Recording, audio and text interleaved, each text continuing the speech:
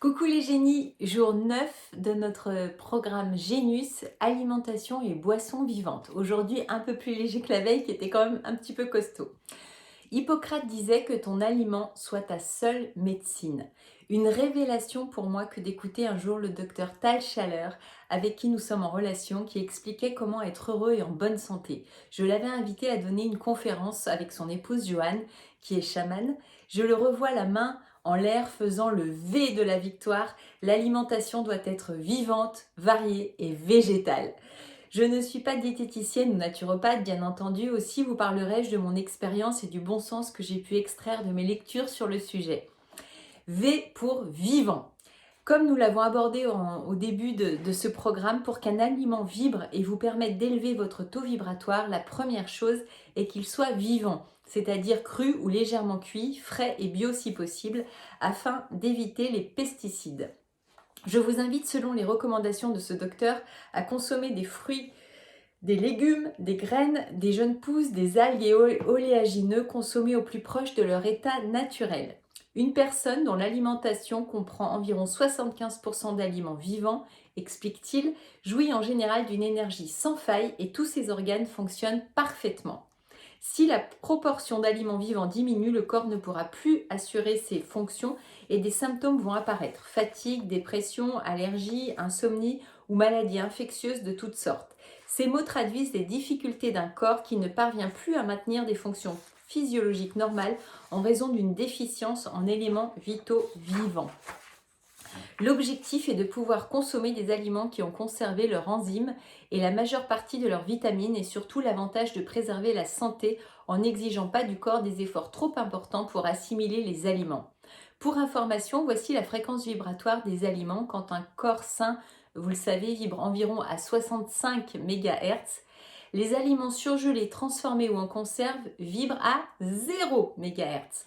Les herbes sèches de 15 à 22 MHz, les herbes fraîches de 20 à 27 MHz, les amandes crues de 40 à 50 MHz et les légumes verts de 70 à 90 MHz. Ça veut dire qu'ils vous tirent vers le haut.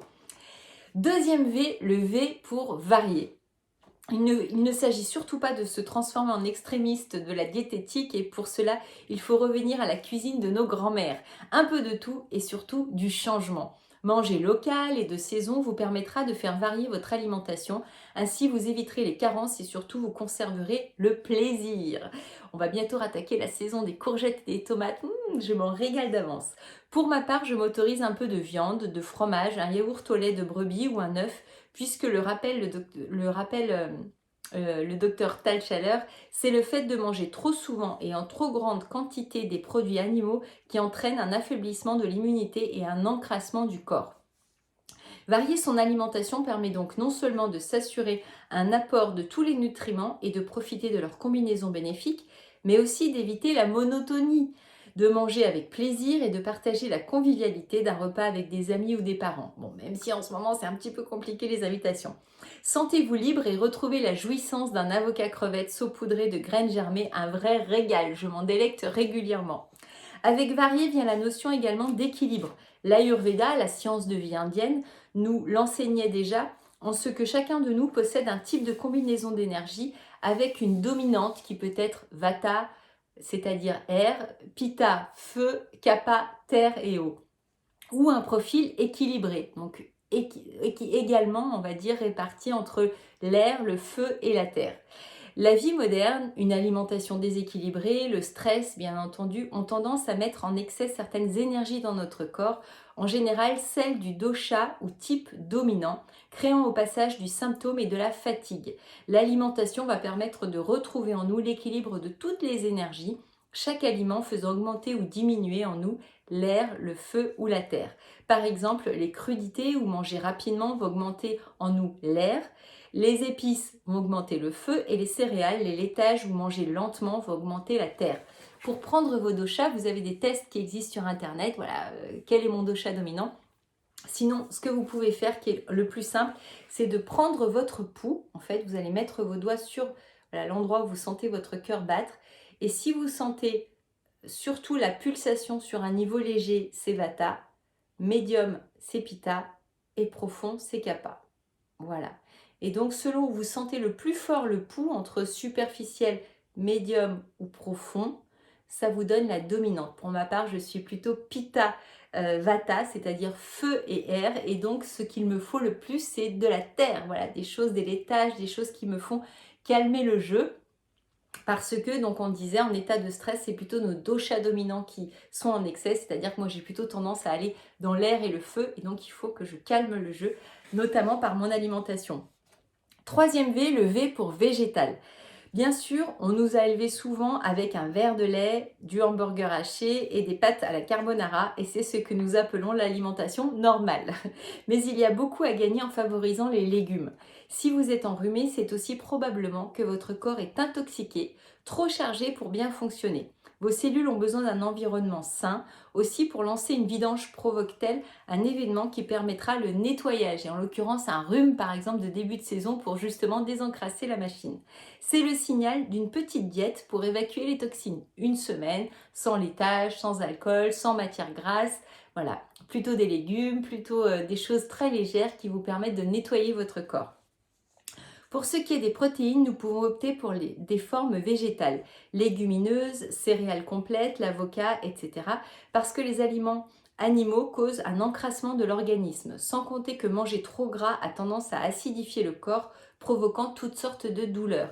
Et par exemple, on dit qu'il vaut mieux consommer des animaux qui sont plus petits que nous, par exemple des laitages de brebis, de la viande blanche comme le poulet, plutôt que du bœuf, voilà, des animaux qui sont plus grands que nous et donc que notre corps a du mal à digérer. Enfin, privilégier la consommation d'aliments régionaux, biologiques et de saison, puisqu'une alimentation biologique vibre aux alentours de 9000 UB, 9000 à 10 000 UB, quand une alimentation industrielle se situe entre 6000 et 7000 UB, c'est-à-dire le seuil de la santé ou de la maladie. En dessous de 10 000, on est dans la maladie, en tout cas risque de maladie, et au-dessus, on est dans la bonne santé. Donc la première apporte de l'énergie, donc une alimentation biologique, tandis que l'autre pompe de l'énergie pour être digérée. Et notre système immunitaire dépend étroitement de la qualité de notre flore intestinale et donc la qualité de ce que l'on mange. On va passer maintenant à la partie vitaliser l'eau, puisqu'on sait que grâce aux travaux du célèbre Masaru Emoto, Masaru Emoto, on apprend qu'une eau chimiquement identique peut être qualifiée d'eau vivante ou d'eau morte, c'est-à-dire une eau qui est déstructurée si on la passe au microscope, et qu'elle garderait en mémoire les propriétés des substances avec lesquelles elle a été mise en contact. Autrement dit, l'eau garderait l'information. Les bénéfices à consommer une eau dynamisée sont nombreux. Meilleure hydratation et oxygénation des cellules de notre organisme, récupération plus courte après une activité physique et une meilleure absorption des nutriments, sans oublier la diminution des maladies cardiovasculaires. Et les bénéfices ne s'arrêtent pas là. Une eau dynamisée apporterait des ions négatifs qui sont bénéfiques pour le bien-être et la santé, avec l'activation des enzymes qui boostent le système immunitaire et un rééquilibrage du métabolisme. Enfin, elle permet de diminuer les radicaux libres, les antioxydants, qui sont responsables du vieillissement. Donc pour être jeune tout le temps, comme moi, je vous propose vraiment de vitaliser l'eau et de rendre votre alimentation le plus vivant possible. Alors, sauf à récupérer votre eau tout droit d'une cascade, comment pouvez-vous faire? Alors, il y a 3 grands types de dynamisation pour avoir une eau dynamisée qui peuvent être combinés les uns avec les autres. Premièrement, la mécanique avec le principe du vortex. Il va s'agir par exemple de mettre de l'eau dans un saladier, idéalement en inox ou en bois, mais pas ou en verre, pardon, et donc de remuer avec une cuillère en bois. Voilà, et éviter le métal, pardon, je vous ai dit des bêtises, plutôt un saladier en bois ou en verre et de remuer l'eau avec une cuillère en bois de façon à créer un vortex à l'intérieur. Deuxième système, c'est l'électromagnétique avec l'exposition de l'eau à divers champs électromagnétiques correspondant à ceux naturellement de la Terre et du cosmos. Par exemple, placer votre eau sous le soleil, sous la lune, voilà, pour qu'elle s'électromagnétise naturellement. Et puis enfin, créer une onde de forme avec la géométrie sacrée, les pentagones, fleurs de vie, cercles, pentagrammes, etc. Et donc, ça va être à vous de jouer. Ce que je vous propose, donc, ça va être d'imprimer une information dans l'eau pour que celle-ci soit bien structurée et lui redonne ainsi son potentiel vital. Donc, soit vous allez créer un vortex, donc placez votre eau si possible en la versant d'en haut, comme pour reproduire une cascade et introduire de l'air à l'intérieur, comme on le ferait avec un vin pour le faire décanter. Donc soit dans un saladier en verre, comme je vous disais, en évitant le métal et le plastique, et à l'aide d'une cuillère en bois, vous tournez rapidement. Deuxième façon de le créer, ça va être d'imprimer donc une information, et en l'occurrence, vous voyez, moi j'ai une carafe à décanter qui a une forme très particulière que j'ai commandée sur internet, avec sur le fond une fleur de vie.